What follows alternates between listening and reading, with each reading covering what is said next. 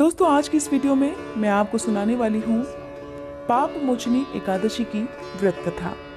दोस्तों मेरे चैनल पर आपको पाप मोचनी एकादशी व्रत की पूजा विधि और साथ ही इससे जुड़े नियमों के बारे में जानकारी मिल जाएगी। अगर आप चाहें और अगर अभी तक आपने ये वीडियो नहीं देखी है तो इस वीडियो को आप एक बार जरूर देखिएगा।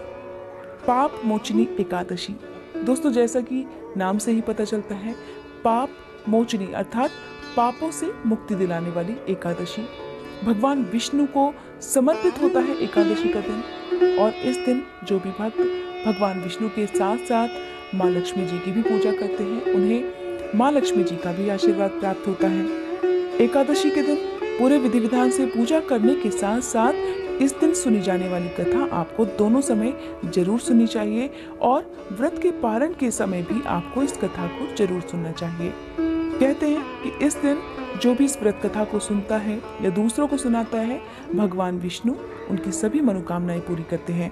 इस कथा को सुनने मात्र से ही सभी पापों से मुक्ति मिल जाती है, मन शांत रहता है और जितने भी मानसिक कष्ट हैं उन सभी से छुटकारा मिल जाता है। दोस्तों सुनते हैं पाप मोचनी एकादशी की व्रत कथा। पौराणिक कथा के अनुसार एक बार मेधावी नाम के एक ऋषि थे जो भगवान शिव के परम भक्त थे। वे तपस्या से भरा हुआ और सादा जीवन जीते थे और चित्ररथ वन में कड़ी साधना करते थे। चित्ररथ वन बहुत ही सुंदर था और इसी वजह से भगवान इंद्र वहां पर अप्सराओं के साथ जाकर अक्सर भ्रमण किया करते थे। ऋषि मेधावी को तपस्या में लीन देखकर भगवान इंद्र ने सोचा कि अगर वे अपनी तपस्या जारी रखते हैं तो उन्हें तो स्वर्ग में एक उच्च स्थान मिल जाएगा। इस तरह भगवान इंद्र मेधावी ऋषि की तपस्या को भंग करने का उपाय सोचने लगे। उन्होंने बहुत बार प्रयास भी किए, लेकिन मेधावी ऋषि की महान भक्ति और तपस्या के कारण भगवान इंद्र अपने उद्देश्य में सफल ही नहीं हो पाए।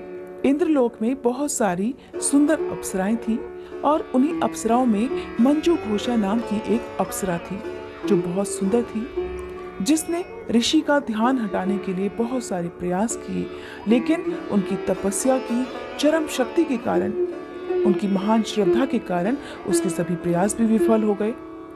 मंजू घोषा ने तब एक धर्मोपदेश स्थापित किया और मेधावी के आश्रम से कुछ मील दूर पर जाकर रहने लगी और मधुर स्वर में गाने लगी। उसको इतनी खूबसूरती से गाना गाते हुए देखकर भगवान कामदेव बहुत प्रभावित हुए और इस तरह अपनी जादुई और शक्तिशाली धनुष के साथ उन्होंने प्रेम के तीर का निशाना लगाकर मेधावी ऋषि का ध्यान मंजू घोषा की ओर आकर्षित किया। इसी वजह से मेधावी ऋषि अपना सारा ध्यान खो बैठे और मंजू घोषा के आकर्षण और सुंदरता के साथ प्यार करने लगे। वह खुद को पूरी तरह से भूल गए, अपनी भक्ति को, अपनी तपस्या को पूरी तरह से भूल गए और अपनी आत्मा की पवित्रता को भी खो दिया। मेधावी ऋषि मंजू घोषा के साथ वैवाहिक जीवन बिताने लगे। काफी लंबा समय बिताने के बाद मंजू घोषा ने जब उनमें अपनी रुचि समाप्त कर दी तब खुद को ऋषि से मुक्त कराने के बारे में सोचा और जब उसने ऋषि से उन्हें छोड़ने की अनुमति मांगी तब मेधावी ऋषि को अपनी गलती का एहसास हुआ, अपनी महान तपस्या, कठिन साधना का एहसास हुआ जो उन्होंने अप्सरा मंजू घोषा की वजह से त्याग दी थी। तब मेधावी ऋषि को एहसास हुआ कि मंजू घोषा ने उन्हें धोखा दिया था और उसी की वजह से वे अपने जीवन की कठिन साधना और तपस्या से भी विमुख हो गए थे। गुस्से में उन्होंने मंजू घोषा को एक बदसूरत और भयानक चुड़ैल में बदलने का श्राप दे दिया। इसके बाद मेधावी ऋषि अपने पिता ऋषि च्यवन के आश्रम में गए। तब ऋषि ने मेधावी ऋषि को अपने पापों को मिटाने के लिए पाप मोचनी एकादशी का व्रत करने के लिए सुझाव दिया। मेधावी के साथ साथ अप्सरा मंजू घोषा ने भी अपने किए पर पछतावा किया और उसने भी व्रत किया।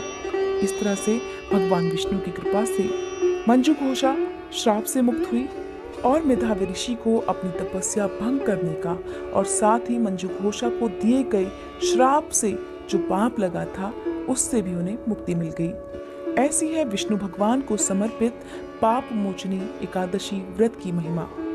इस तरह से आज के दिन जो भी भक्त पाप मोचनी एकादशी की यह मोक्ष प्रदान करने वाली कथा सुनता है या दूसरों को सुनाता है, भगवान विष्णु की कृपा से उनके सभी पाप समाप्त हो जाते हैं। माना जाता है कि जीवन में एक बार पाप मोचनी एकादशी का व्रत हर मनुष्य को अवश्य करना चाहिए, क्योंकि हर व्यक्ति अपने जीवन में कुछ न कुछ पाप जरूर करता है, जिसकी वजह से जीवन में लगातार दुख बने रहते हैं और अनेक प्रकार के दुखों को भोगना पड़ता है। दोस्तों, यह थी आज की जानकारी। उम्मीद करती हूँ ये कथा आप सभी को पसंद आई होगी। अगर आपको ये कथा पसंद आई हो तो लाइक करने के बाद कमेंट बॉक्स में विष्णु भगवान की जय लिखना मत भूलिएगा। अगर आप मेरे चैनल पर नए हैं, अगर अभी तक आपने मेरा चैनल सब्सक्राइब नहीं किया है, तो आप सभी से अनुरोध है कि वीडियो को लाइक करने के बाद चैनल को सब्सक्राइब जरूर कीजिएगा, बेल आइकन भी प्रेस जरूर कीजिएगा, ताकि मेरे चैनल पर अपलोड होने वाली हर वीडियोस की जानकारी आपको सबसे पहले मिल सके।